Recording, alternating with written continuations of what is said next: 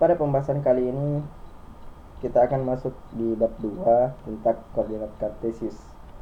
Ada 3 pokok pembahasan. Yang pertama, posisi titik terhadap sumbu X dan sumbu Y. Yang kedua, posisi titik terhadap titik asal 0,0 dan terhadap titik tertentu A, B. Yang terakhir, posisi garis terhadap sumbu X dan sumbu Y. Tapi pada pembahasan kali ini kita hanya akan bahas poin 1 dan poin 2. Sedangkan untuk poin 3 kita akan bahas pada materi selanjutnya atau pada pertemuan selanjutnya. Koordinat kartesius. Di sini ada sebuah cerita di mana Bella dan Diva ingin berkunjung ke rumah gurunya, Bu Badiah. Namun mereka belum tahu alamat gurunya secara pasti. Ibu Badiah hanya memberikan informasi bahwa rumahnya berjarak 1,78 km dari jalan Diponegoro. Dari jalan Diponegoro artinya jalan Diponegoro artinya berjarak 1,78 km, artinya ke atas ya. Dan 2,13 km dari jalan Sudirman. Ini jalan Sudirman berarti dia ke arah kanan. Nah, pada kesimpulannya di sini, Bella ternyata datang lebih awal dibandingkan dengan Diva. Hal ini dikarenakan jalur yang mereka tempuh berbeda.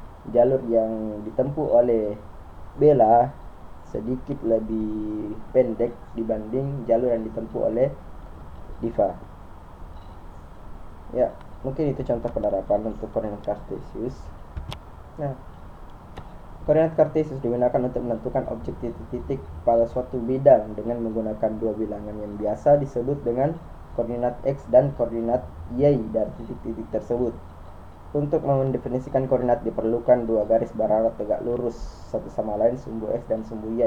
Ini maksud ini sumbu X dan sumbu Y. Nah, jadi koordinat kartesius itu pasti berhubungan dengan sumbu X dan sumbu Y.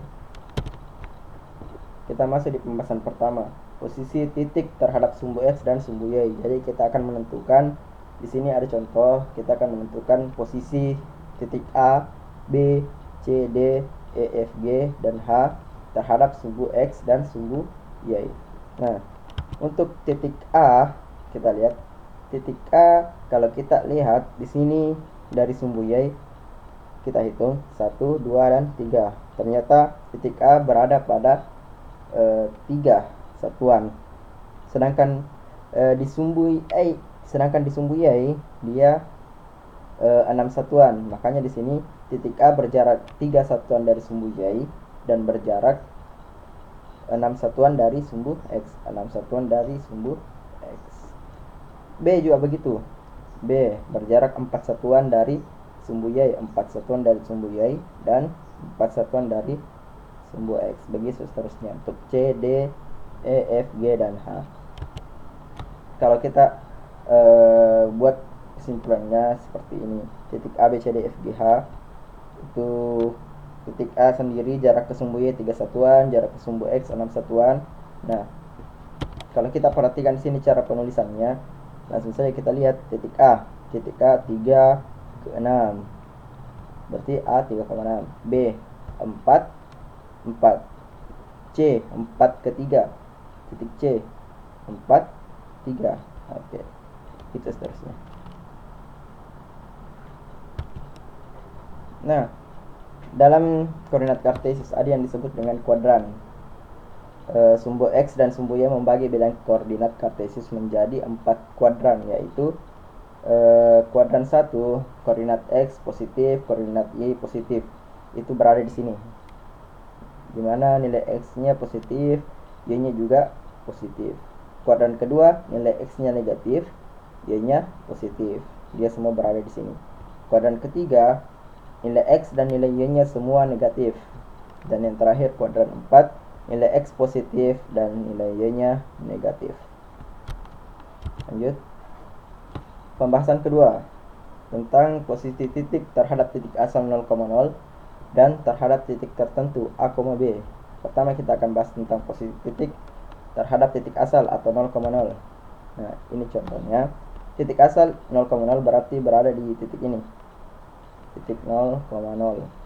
Nah, yang akan kita carikan bagaimana posisi titik terhadap titik asal.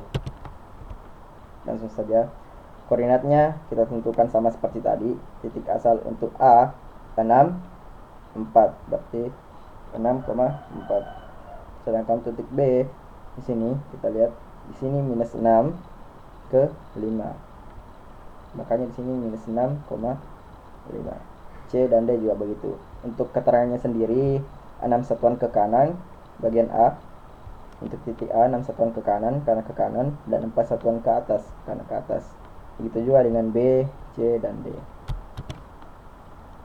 Oke.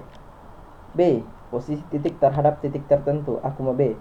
Jadi kasusnya di sini, misalkan kita mau menentukan posisi titik yang lainnya terhadap titik P. Jadi P yang menjadi acuan, bukan lagi titik 0,0. Titik acuan itu sekarang P minus 4, minus 5. Nah, caranya begini. Kita untuk lebih memahaminya, kita buat garis serupa. Makanya di sini kita lihat bahwa P-nya menjadi pusat.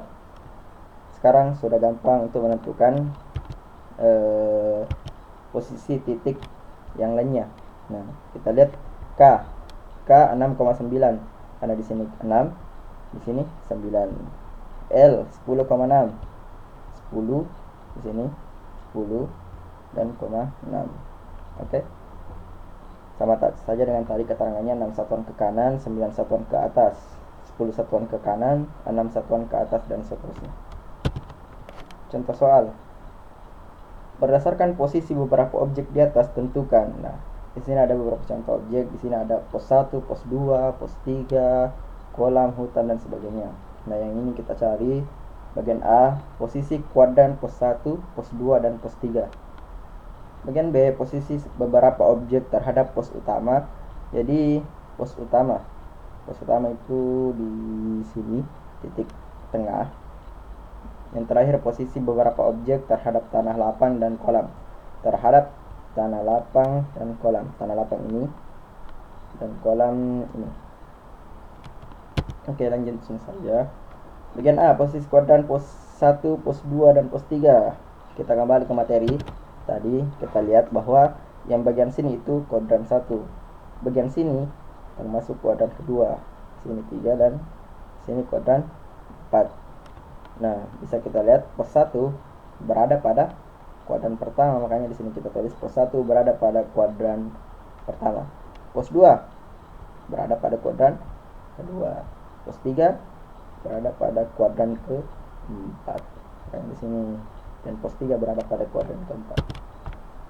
Oke, pertanyaan kedua, posisi beberapa objek terhadap pos utama. Jadi pos utama itu sama dengan titik pusat tadi, 0,0 yang sudah dijelaskan tadi. Nah, kita bisa lihat di sini ada beberapa, kita ambil pertama perumahan ini. Kita lihat di sini 6, 5, makanya di sini 6,5. Pemakaman di sini minus 5 dan minus 2, makanya di sini minus 5, minus 2. Pasar di sini 4 dan minus 3, makanya di sini 4, ya, maksud kami 4,3 dan seterusnya. Sama saja keterangannya. Di sini kalau dia ke kanan kita tulis 6 satuan ke kanan dan 5 satuan ke atas kalau dia ke atas. Kalau dia ke bawah kita tulis ke bawah, kalau dia ke kiri kita tulis ke kiri. Oke. Terakhir, posisi beberapa objek terhadap tanah lapang dan kolam. Jadi yang menjadi titik acuan kita tanah dan kolam, tanah lapang dan kolam. Tanah lapang di sini yang kita jadikan sebagai titik 0,0 dan kolam di sini yang juga kita jadikan sebagai titik 0,0. Tentu saja ini beberapa contoh. Untuk posisi tempat terhadap tanah lapang yang ini, kita lihat perumahan berada di sini. Kalau kita hitung ini, dia akan 10. Satuannya adalah 10 ke kanan dan 2 ke atas. Jadi di sini 10 satuan ke kanan dan 2 satuan ke atas. Makanya di sini 10,2. Sedangkan untuk posisi tempat terhadap kolam yang ini sebagai acuannya, di sini koordinatnya 9,8. Kenapa? Karena kita hitung ke kanan dia 9, sedangkan ke atas dia akan 8 satuan. Makanya di sini 9,8. Begitu seterusnya. Oke, terima kasih untuk materi hari ini.